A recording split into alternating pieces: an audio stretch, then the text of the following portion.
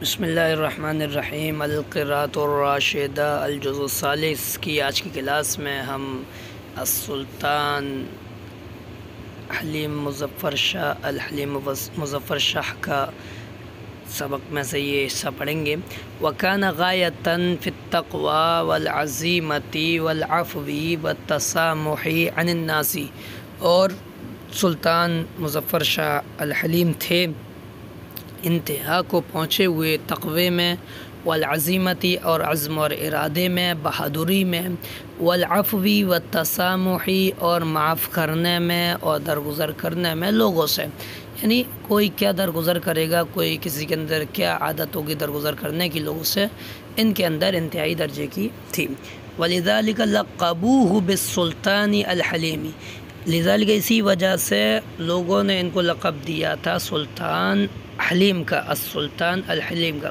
وَكَانَ جَيِّدَ الْقَرِيحَةِ، اور سلطان حلیم، سلطان مظفر شاہ حلیم یہ بڑے ہی اچھے، یعنی جید القریحتی، یہ بہت اچھے ذہین اور فطین تھے، یعنی بہت سمجھدار تھے۔ قریحہ معنی ذہانت، اچھی ذہانت کے تھے۔ سلیم الطبعی، اور طبیعت بھی ان کی میں بھی سلامتی تھی، یعنی سلیم الطبع تھے، اچھی طبیعت والے تھے۔ حسن المحاضرتی، بہت اچھی طرح سے اپنی بات رکھنے والے تھے، محاضرہ گفتگو۔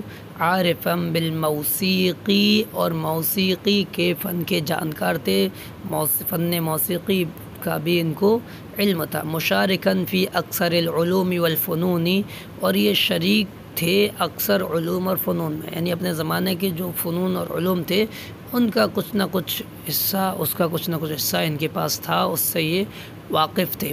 ماہراً فی الفنون الحربیتی، اور جنگی فنون میں بھی یہ ماہر تھے۔ من الرمئی، جیسے کہ تیر اندازی، والضرب بالسیف، اور تلوار بازی، والطعن بالرماح، اور اسی طرح سے نیزہ بازی، والفروسیتی، اور گھڑ سواری، والمصارعتی، اور کشتی بانی وغیرہ میں بھی ان کو مہارت حاصل تھی۔ خطاطاً جید الخطی، بڑے ہی اچھے یعنی خطاط تھے، لکھنے والے تھے، خوبصورت ترین اور بہترین ان کی رائٹنگ تھی۔ کان یکتب النسخ والثلث والرقاع، یہ سب رائٹنگز کے نام ہے، اس زمانے میں لکھی جانے والی رائٹنگوں کے نام ہے، اور وہ نسخ بھی لکھتے تھے، ثلث بھی لکھتے تھے، رقاع بھی لکھتے تھے۔ بکمال الجودتی، یعنی خوبصورتی کی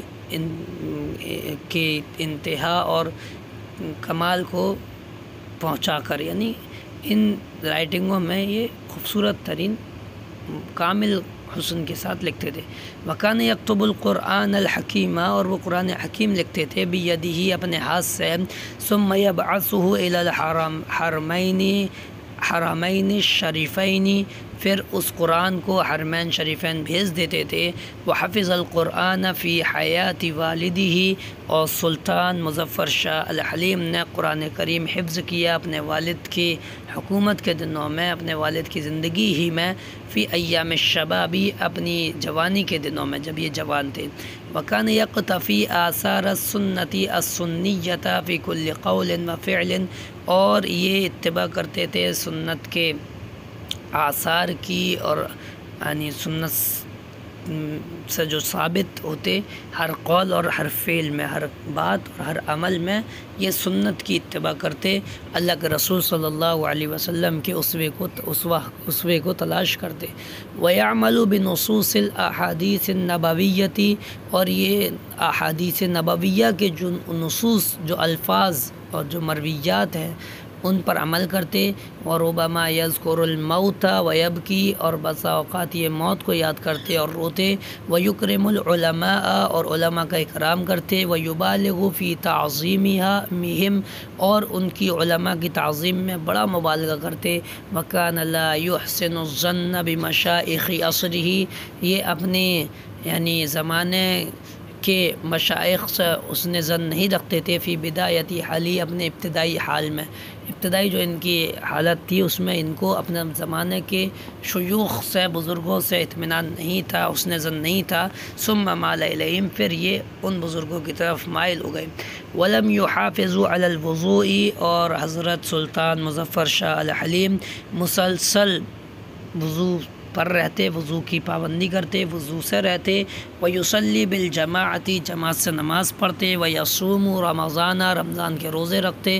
ولم یقرب الخمر قط، شراب کے کبھی قریب نہیں ہوئے. ولم یقع فی عرض احد، اور کبھی کسی کی عزت میں نہیں پڑے، یعنی کسی کو ذلیل نہیں کیا. وکان یعفو ویسامح عن الخطائین، اور وہ معاف کرتے تھے، درگزر کرتے تھے خطا کرنے والوں کو، اور خطا کرنے والوں سے درگزر کرتے تھے. ویجتنب الاسراف والتبذیر، اور وہ اسراف اور تبذیر بہت زیادہ بیجا فضول خرچی سے بچتے تھے. وبذل الاموال الطائلۃ علی غیر اہلیہ، اور بہت زیادہ مال خرچ کرنے سے بچتے، نہ اہلوں پر غیر جو اس بہت زیادہ مال کے اہل نہیں ہیں ان پر بہت زیادہ مال خرچ، طائلہ کثیرہ خرچ کرنے سے بچتے. مکان کثیرت تفحص عن اخبار الناس، اور وہ لوگوں کی بہت زیادہ خبرگیری کرنے والے تھے، حالات جاننے کی کوشش کرتے تھے. عظیمت تجسس عن اخبار الممالک، اسی طرح ملک کی اور حکومت کی جو خبریں ہیں اس کے بارے میں بھی بہت زیادہ تجسس اور معلومات حاصل کرتے رہتے تھے. وربما یغیر زیہ و لباسہ، اور بس اوقات وہ بدل لیتے اپنے حالت کو اور اپنے شکل و صورت کو، زیہ شکل و صورت اور اپنے لباس کو. ویخرج من قصرہ، اور اپنے محل سے نکل جاتے آناء اللیل والنہار، رات اور دن کے حصوں میں.